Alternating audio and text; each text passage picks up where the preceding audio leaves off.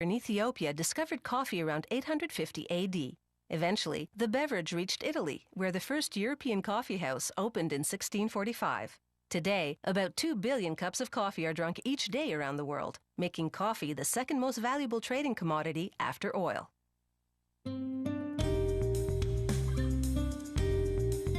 Coffee's flavor depends on the region where it grows and the way coffee makers roast and blend the beans. Here in Costa Rica, they grow coffee plants from sprouted seeds kept in containers for a full year before they transplant them into the field. From seed to first harvest takes about 2 years.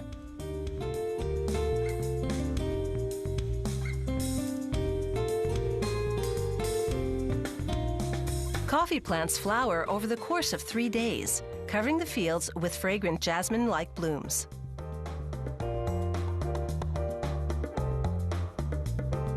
Over 6 months' time, the buds grow and ripen into red cherries that contain the coffee bean.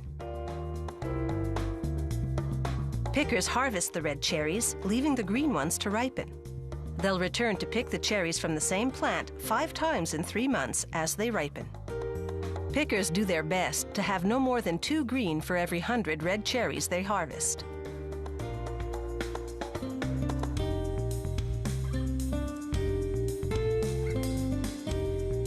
They empty their bins into bags and load them into trucks. Each bin produces about 2 kilos of coffee beans, enough to make about 200 cups of coffee.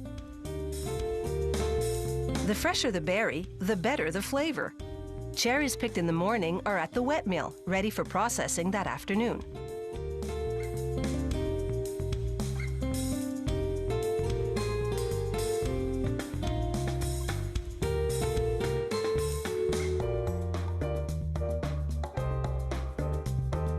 At the wet mill, water channels wash the cherries and drop them off at a worm screw.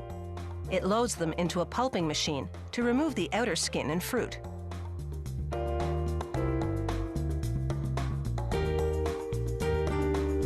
A rotating drum presses the cherries against the wall of the pulper and squeezes out the bean.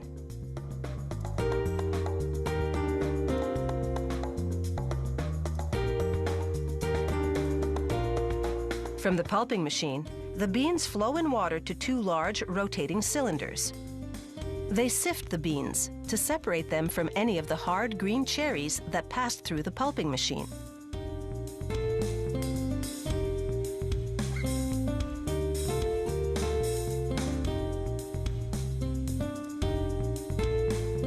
Next, the beans bathe in more water, which draws out a thick, sugary substance known as miel, honey in Spanish. The coffee maker then feels the washed beans to make sure they're no longer sticky. The beans then drop into the drying bin below. Workers now lay out the beans to dry in the traditional way, outdoors on a cement patio. For 4 days, they rake over the beans as they dry in the hot sun. At night, they let the beans rest to extract the most flavor. Once the beans are dry, they go into a milling machine. Inside, large stones grind away the parchment-like hull from the bean.